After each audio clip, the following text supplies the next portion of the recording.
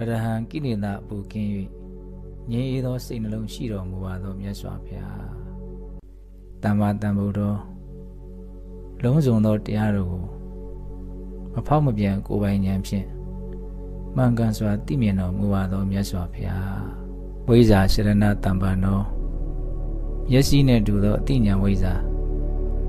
ခြေထောက်နှင့်တူသောအကျင့်စရဏတရားတို့ဖြင့်ပြည့်စုံတော်မူပါသောမြတ်စွာဘုရားသူကတော်တတ္တဝါတို့ဟာအကျိုးများကြောင်းဟုတ်မှန်သောစကားကောင်းကိုသာမျက်ရှုတော်မူပါသောမြတ်စွာဘုရားလောကဝိတုလောကအလုံးကိုသိမြင်တော်မူပါသောမြတ်စွာဘုရားနှုတ်တော်ပုရိသဓမ္မတာရတိဆုံးမလိုက်သောတတ္တဝါတို့ကိုကိလေသာခင်ယဉ်ကျေးခြင်းသို့ရောက်အောင်ဆုံးမတော်မူရာ၌အတုမရှိအမျက်ဆုံးဖြစ်တော်မူပါသောမြတ်စွာဘုရားတတ္ထာဒေဝမနုဿာနံတန်တရားခီးသောတတ္တဝါအများတို့၏ရှည်သောခေါင်းဆောင်ကြီးဖြစ်တော်မူပါသောမြတ်စွာဘုရားဗုဒ္ဓသစ္စာလေးပါးအမှန်တရားတို့ကိုကိုယ်တိုင်လည်းသိမြင်တပါးသူတို့ဟာလည်းသိစေတော်မူရပါသောမြတ်စွာဘုရား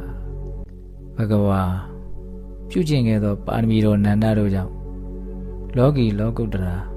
ကောင်းမြတ်သောဂုဏ်ဖြာဖြာတို့ဖြင့်